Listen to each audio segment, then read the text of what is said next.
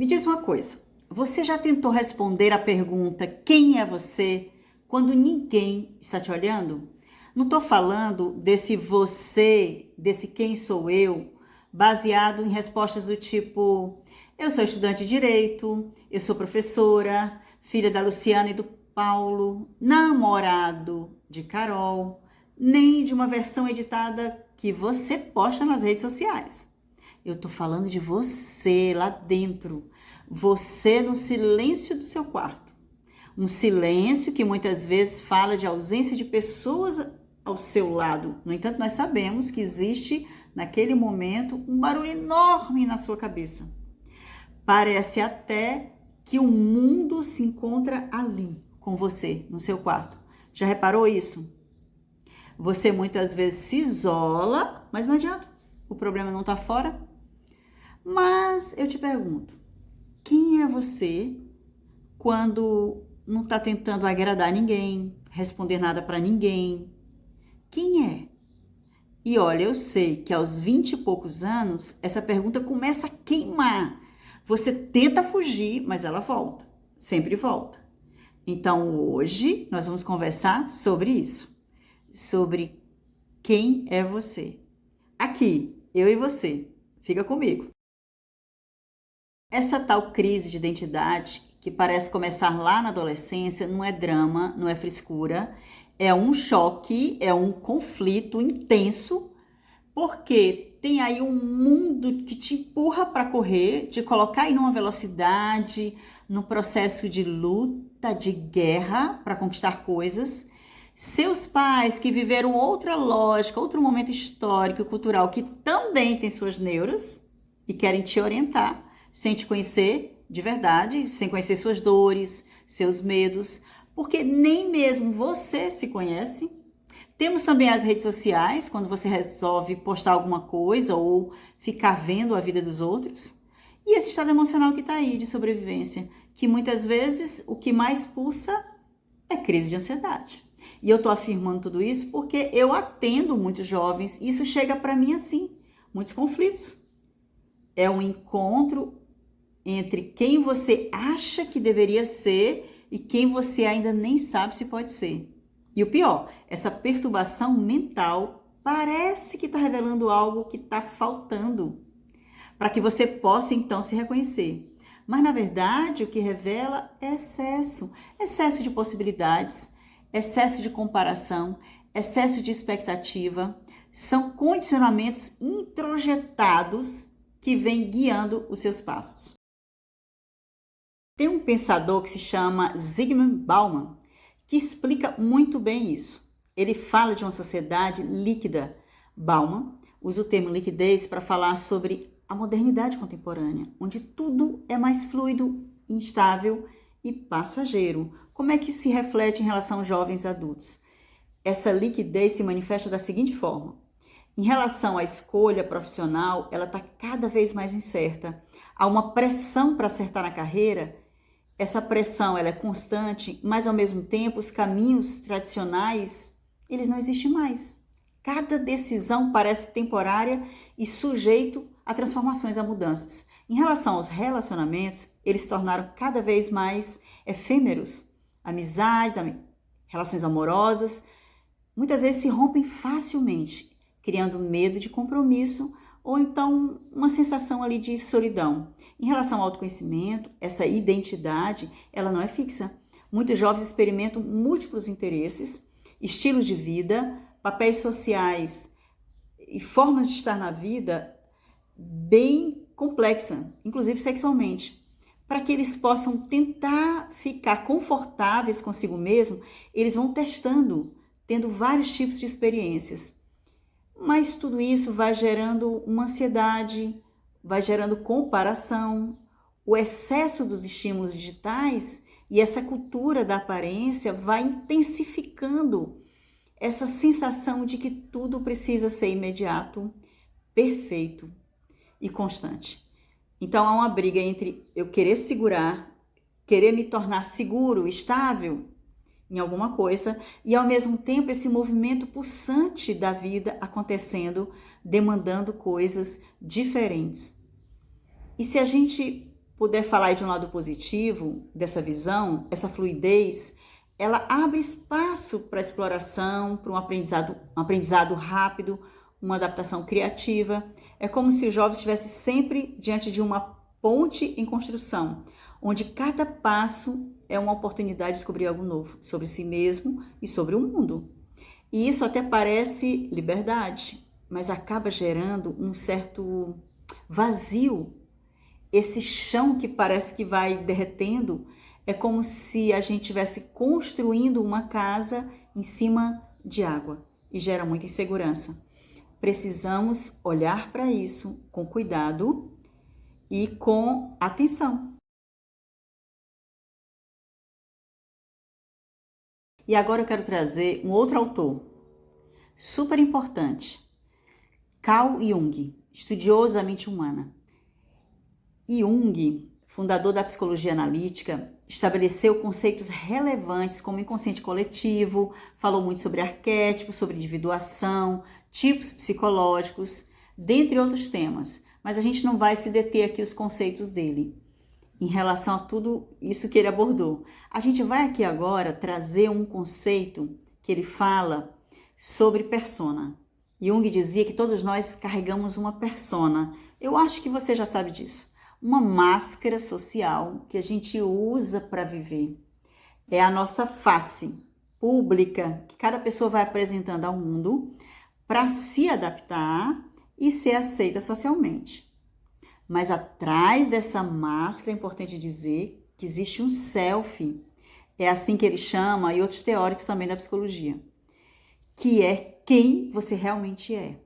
Esse ser com S maiúsculo, esse eu com E maiúsculo. E Jung afirmava que para que aconteça esse reconhecimento, a gente precisa viver a escuridão da nossa psique. Aquela parte que guarda tudo o que foi evitado, reprimido, esquecido, adiado, negado. Essa escuridão para Jung, essa escuridão não é um abismo, é um território fértil, apesar de que o objetivo é morrer mesmo. É, morrer mesmo, não fisicamente, mas a morte daquilo que a gente acredita ser. E aí precisamos viver as nossas emoções, essas sensações no corpo e tudo aquilo que a memória traz como verdade.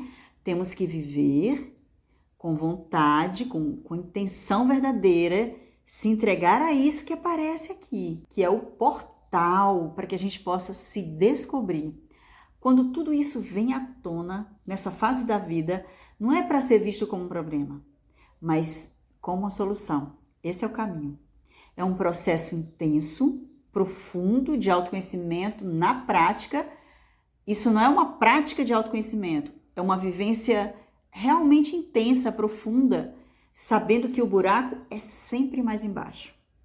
A crise dos 20 e poucos anos acontece quando essa máscara começa a rachar. Essa máscara, na verdade, precisa ser incinerada antes que ela grude em você. Precisamos olhar para isso que aparece, esses medos, ansiedade, tristeza, inveja, raiva, contradições, vulnerabilidades.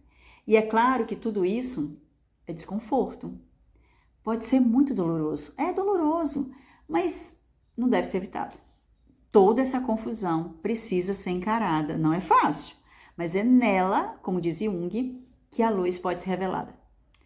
Muitos adultos não fizeram esse trabalho, não fizeram isso, acreditando que são quem mostram para o mundo, porque evitaram olhar para a sua própria sombra, tentaram se afastar dessa sombra e ficaram rígidos, presos, bloqueados naquilo que acreditam ser. Então, como consequência, esses adultos vivem relações superficiais, conflituosas, vivem decidindo coisas que não se referem a eles mesmos, são alheias, que norteiam a sua vida a partir desses condicionamentos, e uma sensação persistente de vazio e desconexão, incompletude, vivendo uma dependência emocional em relação ao mundo. Um mundo de coisas. É isso. E aí, você não aceita essa vulnerabilidade, essa insegurança e quer saber como fazer para saber quem é. Ou o contrário, quer saber quem é para saber como fazer. para que as coisas deem certo para você, não é? Então, quando você não sabe quem é, você tenta se colar em alguma coisa. Alguns se agarram ao trabalho, pensam assim: se eu render mais, se eu atingir tal meta, talvez eu vire alguém importante. Outros se colam em relacionamentos. Se alguém me escolher, disser que me ama, talvez eu descubra aí o meu valor, talvez eu não me sinta desamparada. Outros buscam identidade na estética ou em ter coisas, bens materiais, sempre numa autoimagem. Busca de uma autoimagem, que supostamente será você. E tem quem se segure e nada, fica ali na tela, passando o dedo horas e horas, no rolê, nos excessos de prazeres, tudo para não se ouvir, não se escutar. Todo esse barulho que fica aqui na mente, para não sentir essa dor emocional, para não se arriscar e errar, fracassar. E acaba, então, se sentindo um Zé Ninguém. Não faz nada, foge e se sente um Zé Ninguém. Mas, infelizmente, nós não temos como fugir da mente, não é mesmo? E aí pode ser que apareça um pensamento: tá, mas eu quero saber quem eu sou. Quem eu sou de verdade? Ó, não tem forma. Ser você requer coragem para parar de viver no automático, parar de ficar tentando agradar com esse medo de perder algo ou alguém, começar a aprender a dizer seu sim e seu não com autenticidade, com transparência, se expressar livremente, com cuidado, é claro.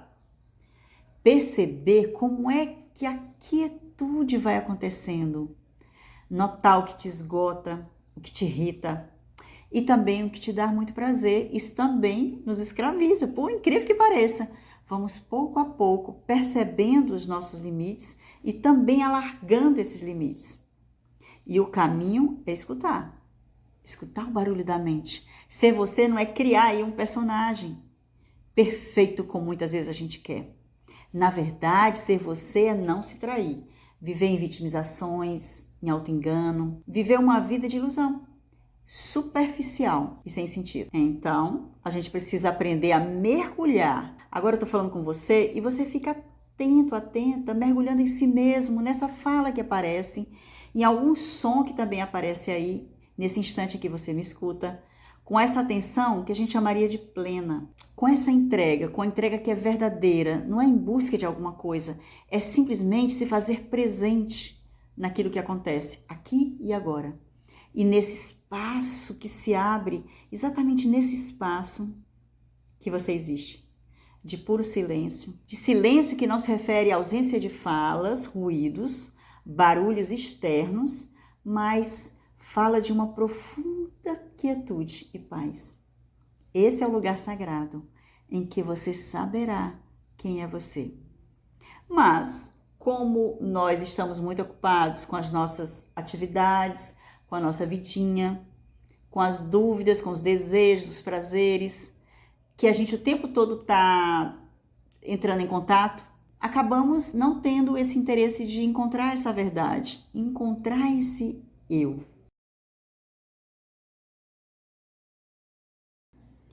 O fato é que quando a gente está começando a construir a nossa chamada vida pessoal, o profissional, é fácil a gente se perder na ideia de que a gente precisa vencer na vida, tá pronto, ter tudo planejadinho, ou provar algo para o mundo.